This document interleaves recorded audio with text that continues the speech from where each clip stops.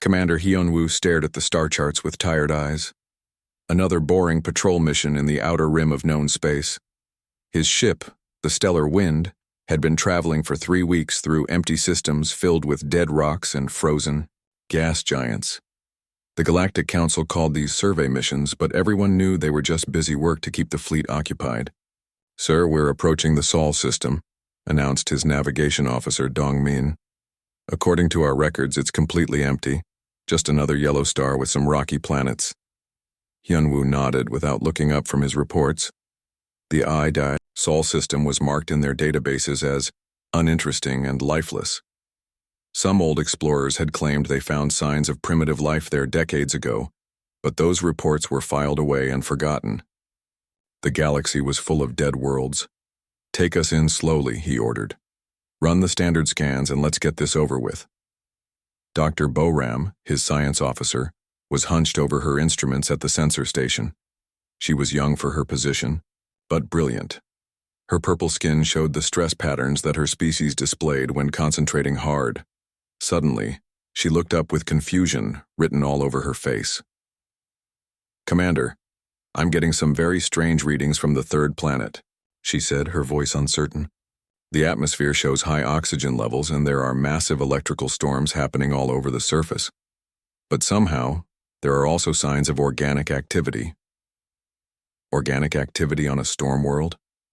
Hyunwoo walked over to look at her. Screens. "That's impossible. Nothing can survive that kind of environment." Boram's hands moved quickly across her controls. "Sir, it gets worse.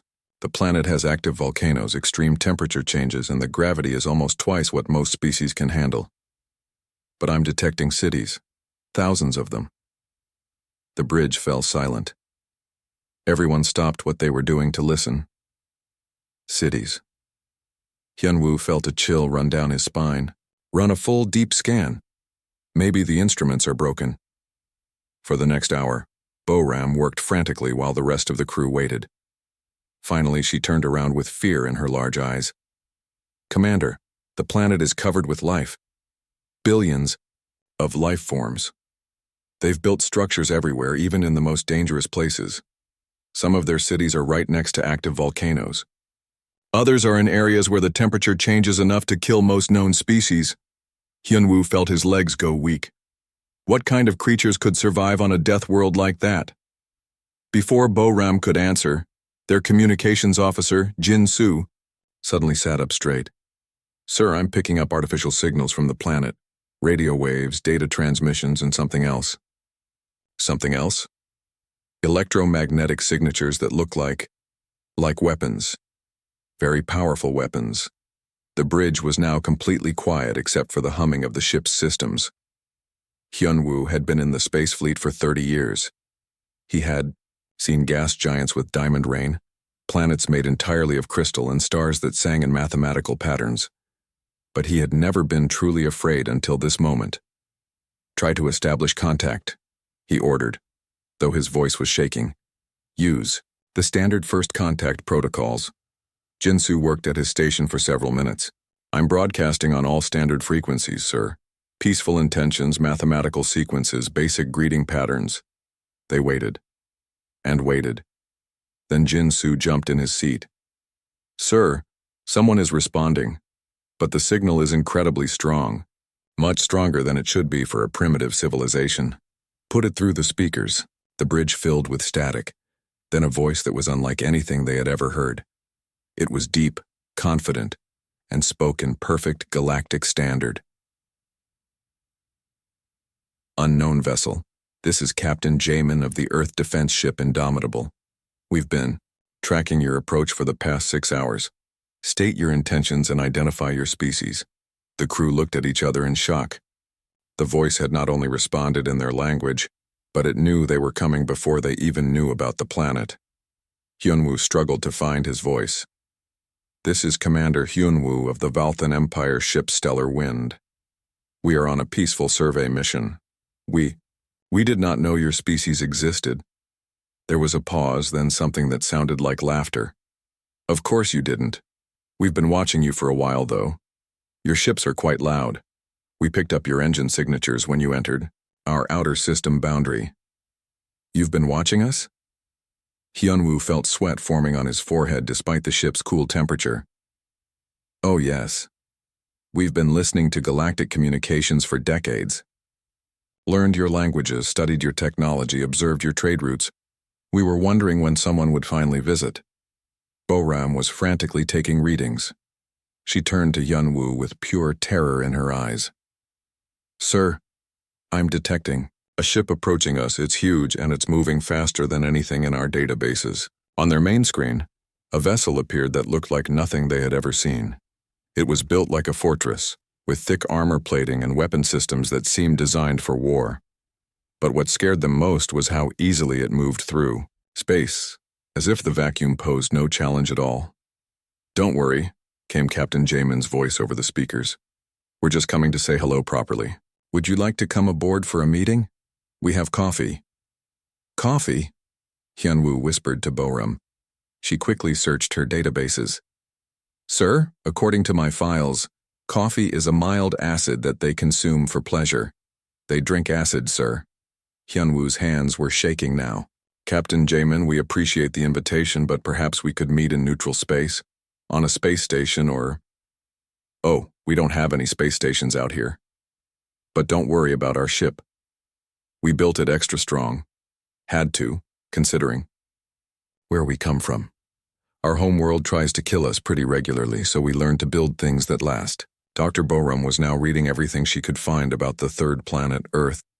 She looked up at Hyunwoo with the expression of someone who had seen something impossible. Sir, she whispered. According to these readings, their planet is a death world. The atmosphere is poisonous to most species, the weather is violent, and the gravity would crush most of us. But they call it home. They evolved there. Hyunwoo realized that everything he thought he knew about the galaxy was wrong. These humans had evolved on a world that would be considered a high-security prison by most species. And they had not just survived. They had thrived. He opened a communication channel to Galactic Command with shaking hands. Command, this is Hyunwoo. Priority Alpha message.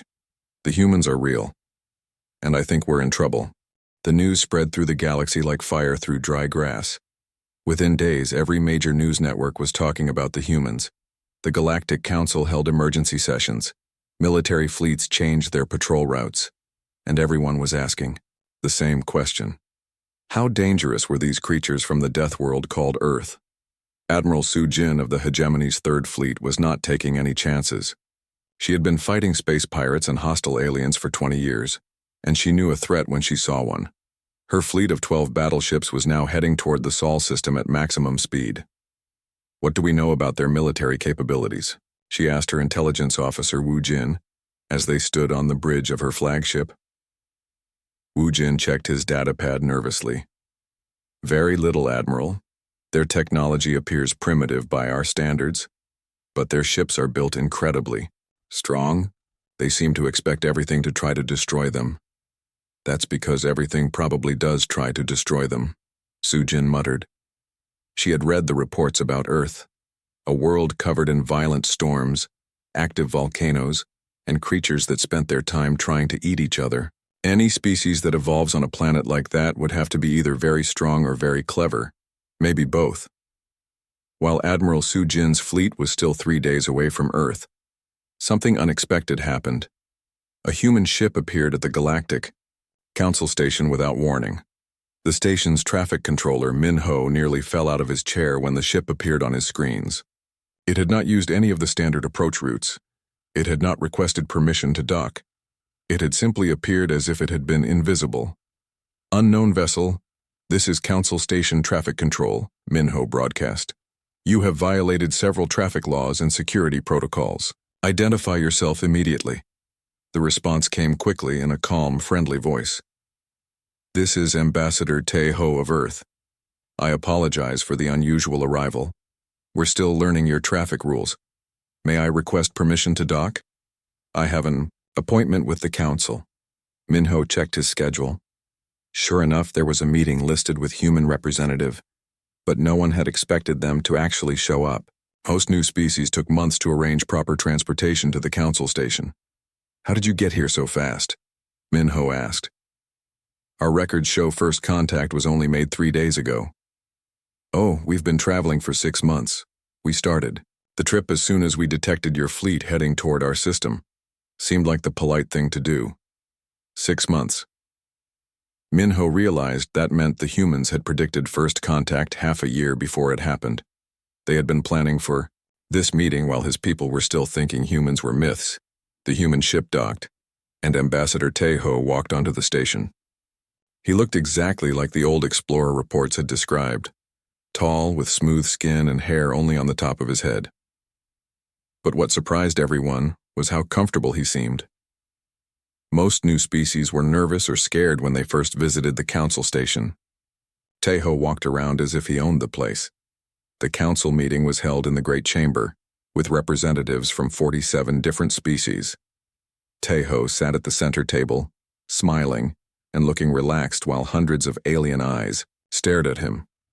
"Before we begin," said Council Leader Ye Jin, an elderly female from the Axiom Republic, "our scientists have some questions about your species.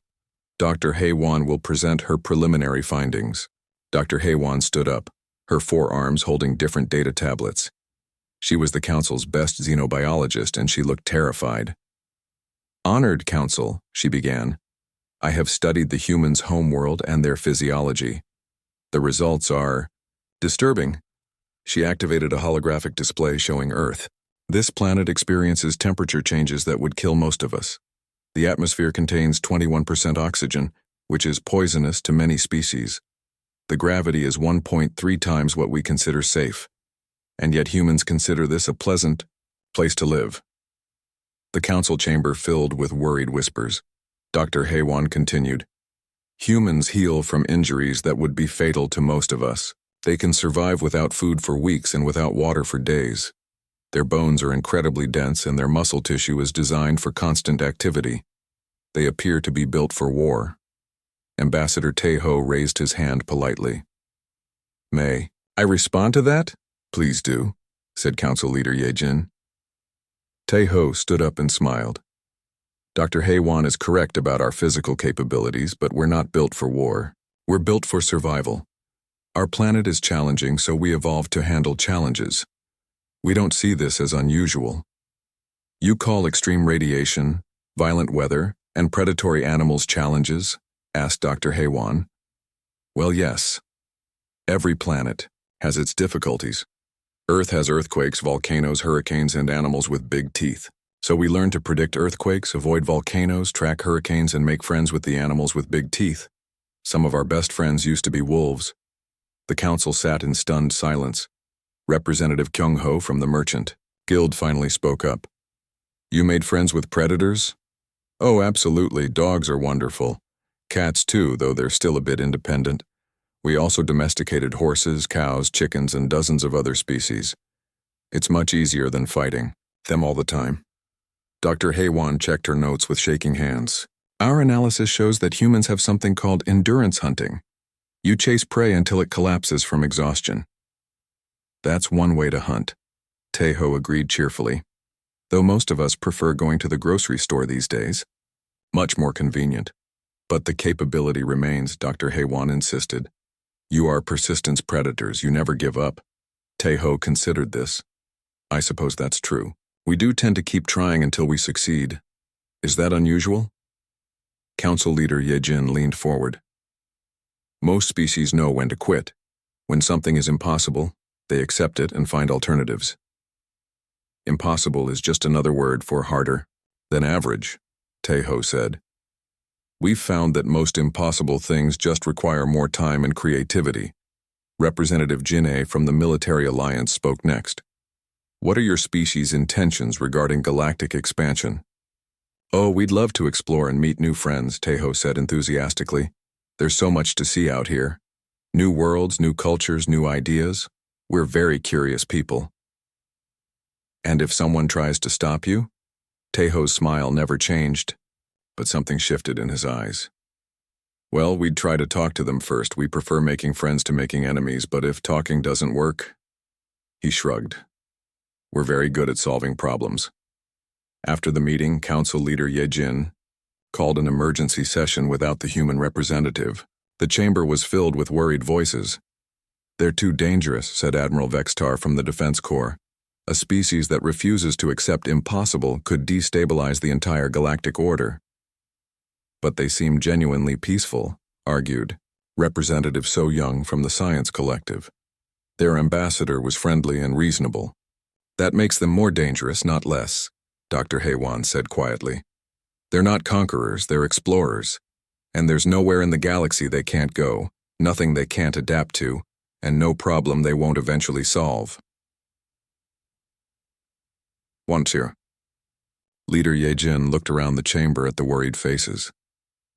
"The question is not whether we can control them. The question is whether we want to be their friends or their obstacles." In the corridor outside, Ambassador Taeho was talking to a group of young aliens who had approached him after the meeting. He was showing them pictures of Earth on his portable device, images of humans surfing on dangerous waves, climbing impossible mountains, and diving to the deepest parts of the ocean. "Humans do this for fun?" asked a young Xentorian. "Oh yes," Taeho said happily. "We love challenges. The bigger the better." And across the galaxy, military analysts were reading the reports and asking themselves a terrifying question. What happened when an unstoppable species decided they wanted to be your friend? Captain Minho of the elite Nexus Guard had fought in 16 different wars and never lost a battle. His unit was legendary throughout the galaxy for their combat skills. When the Galactic Council ordered him to test these humans, he was confident it would be over quickly.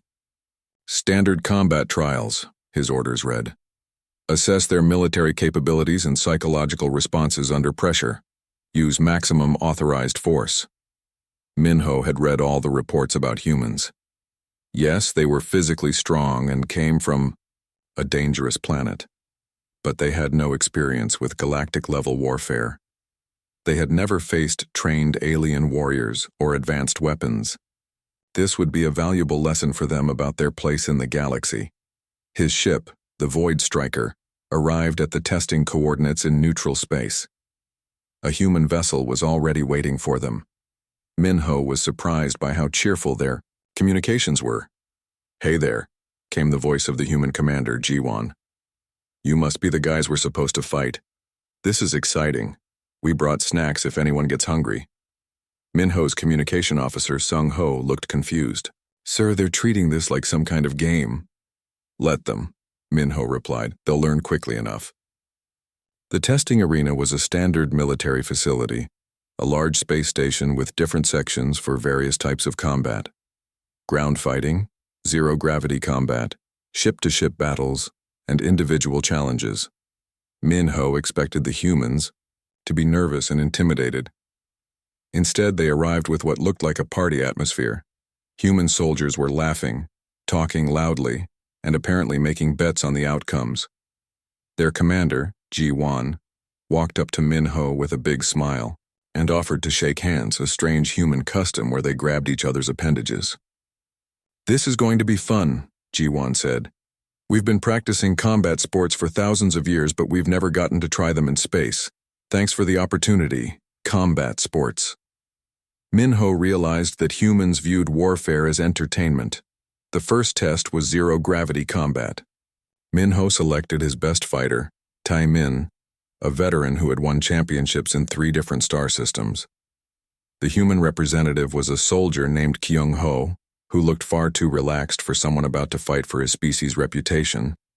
The zero-gravity chamber was a perfect sphere with no gravity and no fixed points of reference. Most species found it disorienting and frightening. Taemin had trained in zero-gravity for years and could move through the space like a dancer. The fight began, and Taemin immediately used his superior experience to gain the center position.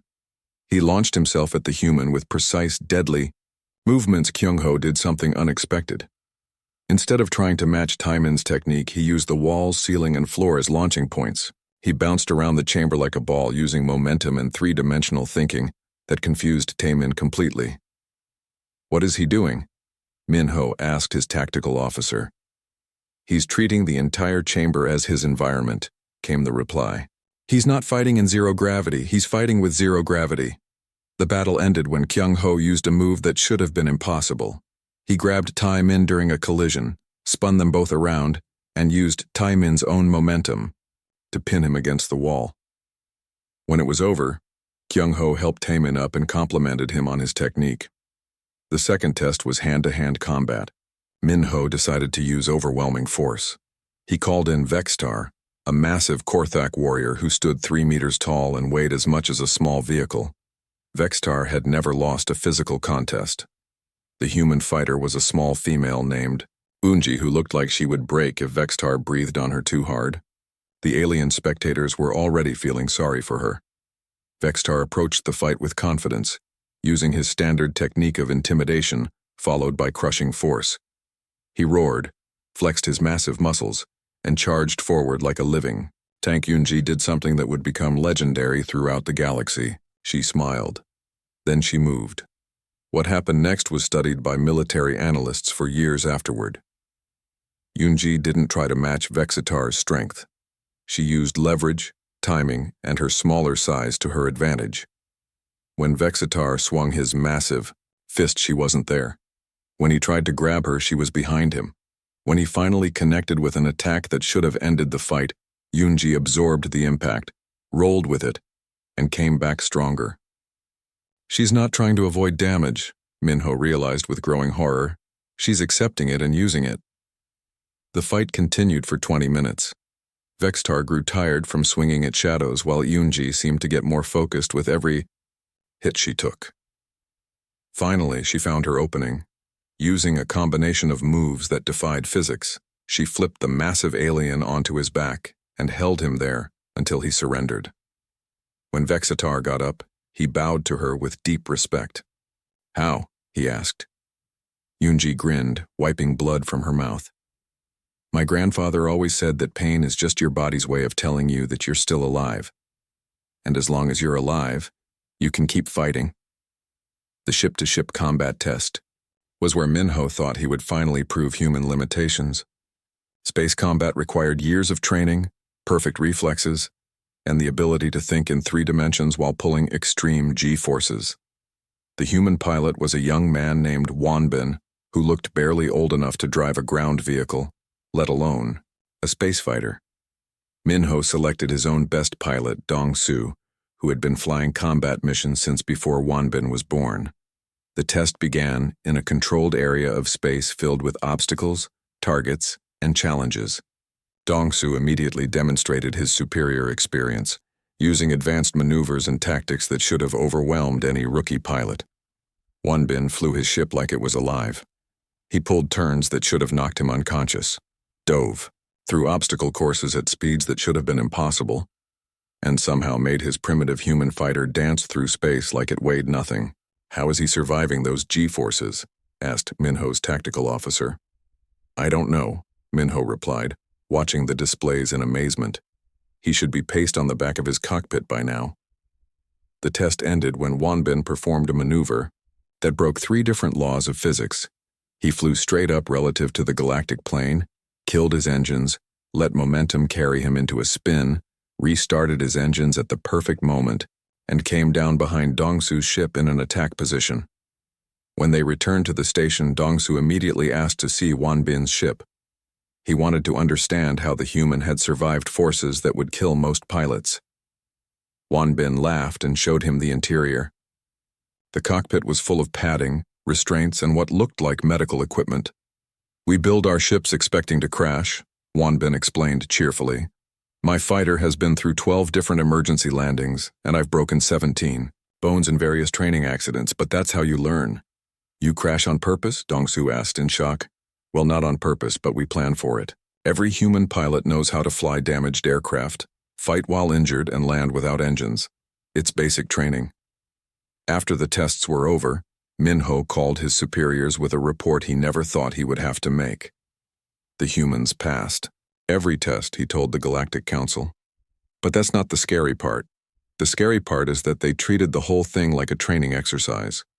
When we asked their commander if they wanted to try the advanced tests, the ones we use for our elite special forces, she got excited and asked if they could invite more humans to watch. Council leader Ye Jin was quiet for a long time. "Captain Minho, in your professional opinion, Could we stop the humans if they decided to expand into our territory? Minho looked at his crew, all of whom had watched the test with growing amazement and fear. "Counselor," he said slowly, "I don't think we could stop them if they decided to expand into our territory while blindfolded and using only harsh language. But here's the thing that really scares me. I don't think they want to conquer us. I think they want to be friends, and somehow that's even more terrifying." Dr. Yejin had been studying alien species for 40 years. She thought she understood how evolution worked, how civilizations developed, and what made species dangerous. Then, she started studying humans, and everything she knew became worthless. Her laboratory on the science station was now filled with data about Earth and its inhabitants. The more she learned, the more frightened she became.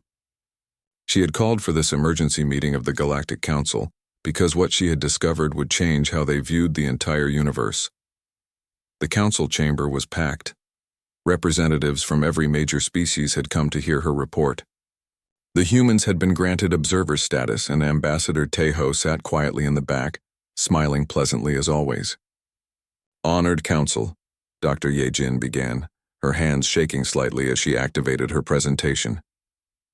"My research into human evolution and psychology has revealed something that I believe represents an existential threat to our understanding of galactic civilization." The holographic display showed Earth as it appeared from space, a blue and green world that looked deceptively peaceful. "We have always classified species by their technological advancement, military power, and territorial expansion.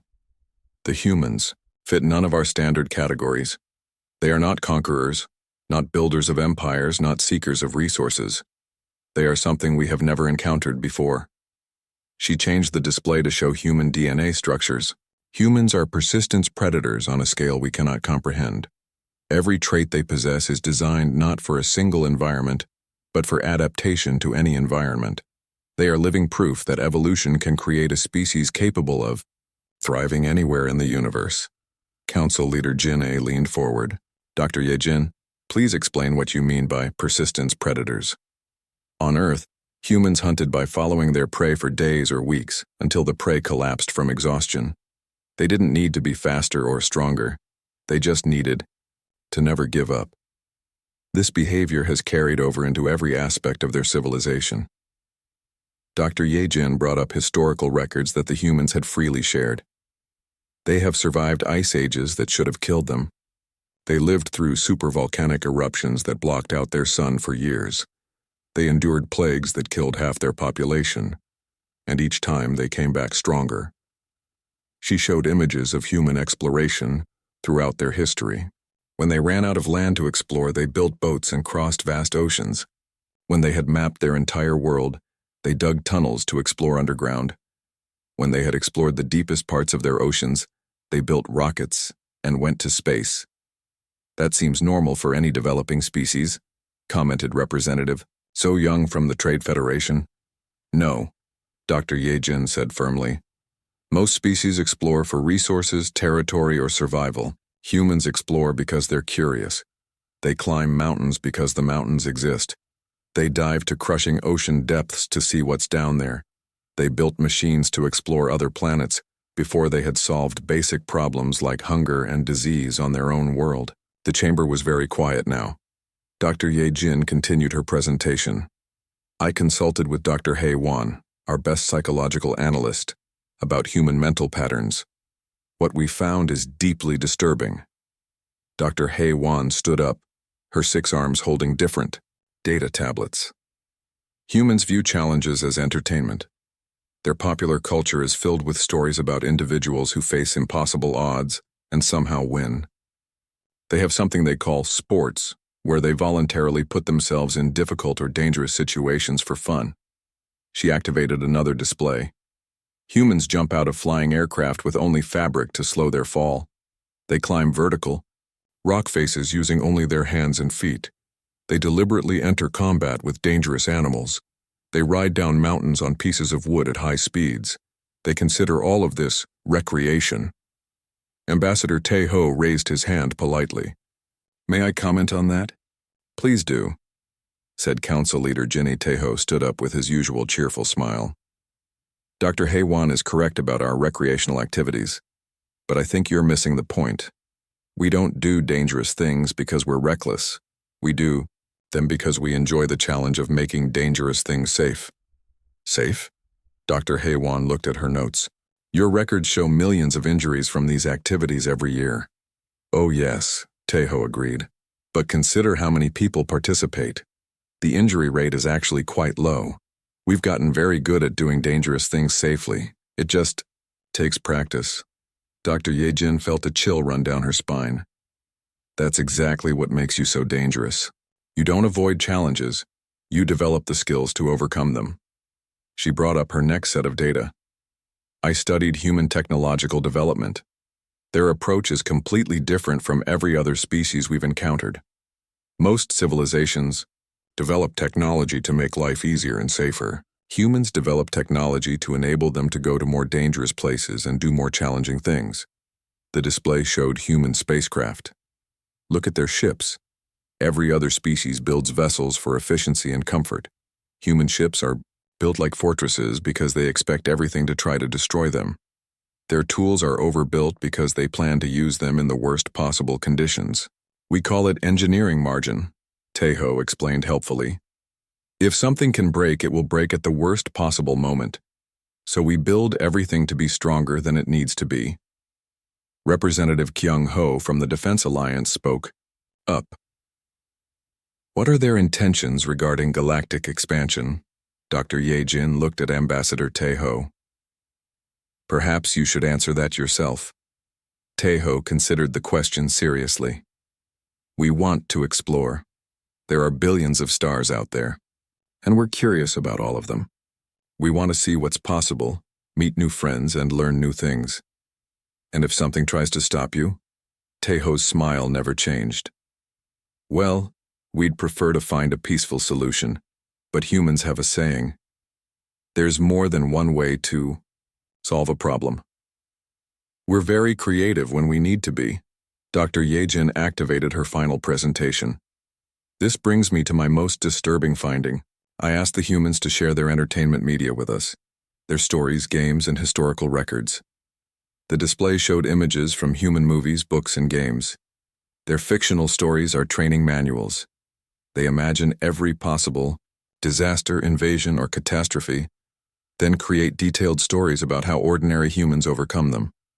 They have thousands of scenarios about fighting aliens, surviving disasters, exploring unknown worlds, and facing impossible odds. It's just entertainment, said Representative Wan Bin from the Cultural Exchange Committee. No, Dr. Haywan said quietly.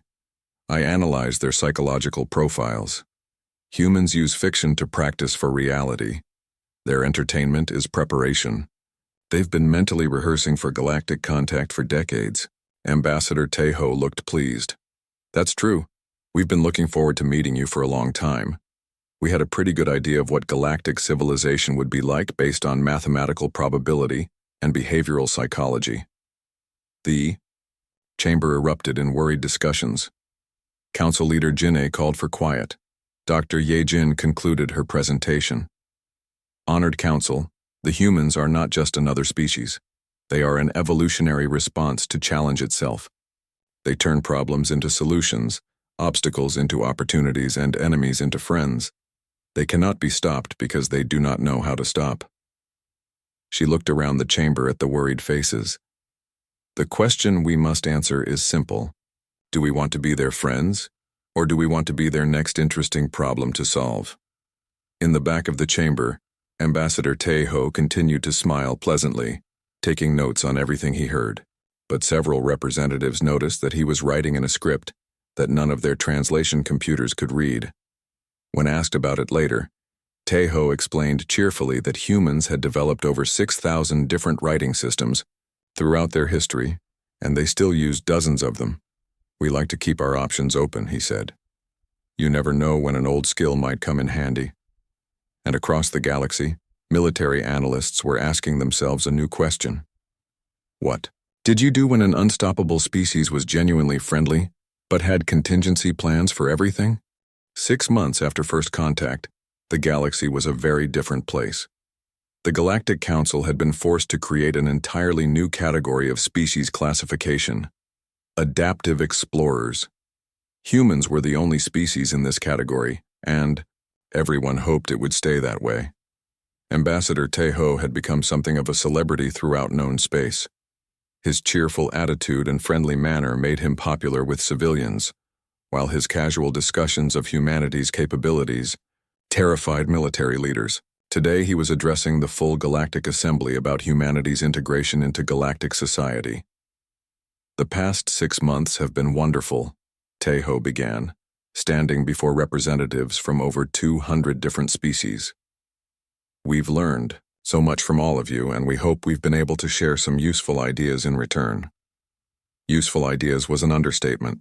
Human engineer Dayun had revolutionized galactic manufacturing by introducing something called human standard engineering. Instead of building things to precise specifications, she suggested building them to survive the worst possible conditions. "Most of your equipment breaks down in emergency situations," she had explained to a gathering of the galaxy's best engineers. "That's exactly when you need it most. We design everything expecting it to be dropped, flooded, frozen, heated, struck by lightning, and operated by someone who hasn't read the manual." The results were impressive. Galactic infrastructure that had required constant maintenance for centuries suddenly became reliable. Space stations stopped having critical failures during storms. Ships could continue operating even after taking battle damage. Emergency equipment actually worked during emergencies. Dr. Ji-hoon, a human medical specialist, had transformed galactic healthcare with what he called battlefield medicine. His approach was simple: treat patients who refused to stop moving and wouldn't admit they were hurt. "Most medical procedures assume the patient will lie still and cooperate," he explained to amazed alien doctors. Humans developed medicine for people who were being shot at, who needed to keep fighting, or who had to climb out of burning vehicles. It turns out this approach works really well for all kinds of medical emergencies. Emergency rooms across the galaxy reported dramatic improvements in patient outcomes. The human techniques for treating trauma, performing surgery under difficult conditions, and getting patients back on their feet quickly were being adopted everywhere. But it was the cultural exchange that proved most transformative. Humans had introduced concepts that many species had never considered. "Music," explained human artist Mina to a bewildered audience at the cultural center, "is organized sound that makes you feel emotions. Every human culture has developed music independently." She played examples of human music, from gentle melodies to powerful symphonies to rhythmic songs that made people want to move. Within weeks, alien musicians were experimenting with these new concepts, creating fusion styles that combined human musical ideas with their own cultural expressions. "Sports," demonstrated human athlete Wanbin, "are competitive activities that we do for fun and fitness." He showed aliens games like basketball, soccer, and tennis. Soon, interspecies sporting leagues were forming, with modified rules to accommodate different physical capabilities. "Comedy," performed human entertainer, "So Young is the art of making people laugh at unexpected things." Her stand-up routine about the cultural differences between species had aliens literally falling off their chairs with laughter. The economic impact was enormous. Human companies approached business with the same adaptive philosophy they applied to everything else. Instead of specializing in narrow markets, they built products that could be used by multiple species in various environments. Human chef Mina opened restaurants throughout the galaxy that served adaptive cuisine, food that could be enjoyed by species with different dietary requirements and taste preferences. Her restaurants became meeting places where different species could socialize while eating food that was safe and delicious for everyone. But the galaxy's attention was focused on humanity's most ambitious project. Captain Wanbin had announced humanity's intention to explore beyond the galactic rim, into the vast empty spaces between galaxies that even the oldest species considered impossible to cross. The announcement came during a routine council meeting. Wanbin stood up during the exploration planning session and casually mentioned that humans were preparing for intergalactic travel. "We've been studying the dark matter patterns between galaxies," he said, as if he was discussing weekend plans. It looks challenging, but we think we can develop the technology to make the journey within the next 50 years. The chamber fell completely silent. Intergalactic travel was considered theoretical at best, impossible at worst. The distances were so vast that even light took millions of years to cross them. The space between galaxies was empty, cold, and offered no resources for travelers. Council leader Jin A found her voice first. Captain Wanbin, the space between galaxies is completely empty. There are no planets, no stars, no materials to sustain life. How would you survive such a journey? Wanbin smiled. We'd bring everything we need with us. Humans are very good at carrying supplies. Our ancestors crossed Earth's oceans in wooden boats, carrying enough food and water for months of travel. This would be similar, just with better boats. But the distances, Representative Yejin protested. It would take millions of years. Not if we go fast enough, Wanbin replied cheerfully. We're working on some new propulsion ideas. Our engineers think we can cut the travel time down to just a few thousand years per galaxy. Dr. Haewon raised a shaking hand. Even if you could travel that fast, the psychological stress of such a long journey would drive most species insane. That's what everyone said about our ocean voyages too, Wanbin said. But humans adapt. We'll bring books, games, movies, and music. Maybe set up some sports leagues for the longer trips. We'll make it work. After the meeting, emergency sessions were held throughout the galaxy. Military leaders, scientists, and philosophers all struggled with the same question. What did you do with a species that considered impossible challenges to be interesting weekend projects? The answer came from an unexpected source. Young Mi, a human child who was visiting the council station with her parents, was being interviewed by galactic news reporters. They asked her what she wanted to be when she grew up. An explorer, she said without hesitation. I want to visit the pretty nebula I saw in Daddy's telescope, and maybe the galaxy that looks like a spiral, and definitely the cluster of galaxies that looks like a flower. Those places are very far away, the reporter said gently. It might not be possible to visit them. Young Mai looked at the reporter with the patient expression that human children used when explaining obvious things to adults. That's what they said about the moon, she said. And Mars, and the outer planets, and other star systems. But we went there anyway. Daddy says that impossible just means no one has figured out how yet. The interview became the most watched news segment in galactic history, not because of what the child said, but because of the look in her eyes when she said, It was the same look that every human had when they talked about challenges, exploration, or doing things that had never been done before. It was the look of someone who genuinely believed that the entire universe was theirs to explore. Commander Hyunwoo, who had made first contact with humanity, was now the galactic liaison for human affairs. He spent his time helping other species understand and adapt to the new reality. The question isn't whether humans will explore the entire universe, he explained to a group of worried military leaders. The question is how long it will take them, and whether we want to be part of the journey or obstacles in their way. He looked out the window of his office at the space around the council station. Human ships moved through the traffic patterns, with casual efficiency, their crews waving cheerfully at alien vessels.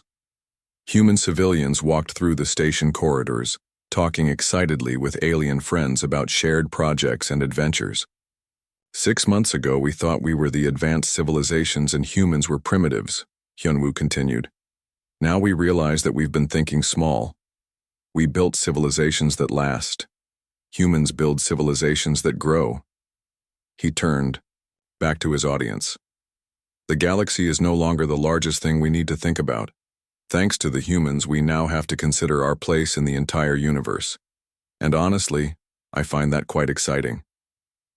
Outside his window, a human child pressed her face against the observation deck's transparent aluminum, staring out at the stars with wonder and determination. She was already planning her first trip to another galaxy, and everyone who saw her knew that somehow, someday, she would find a way to get there.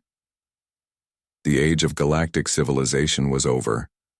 The age of universal exploration had begun, and the humans were just getting started.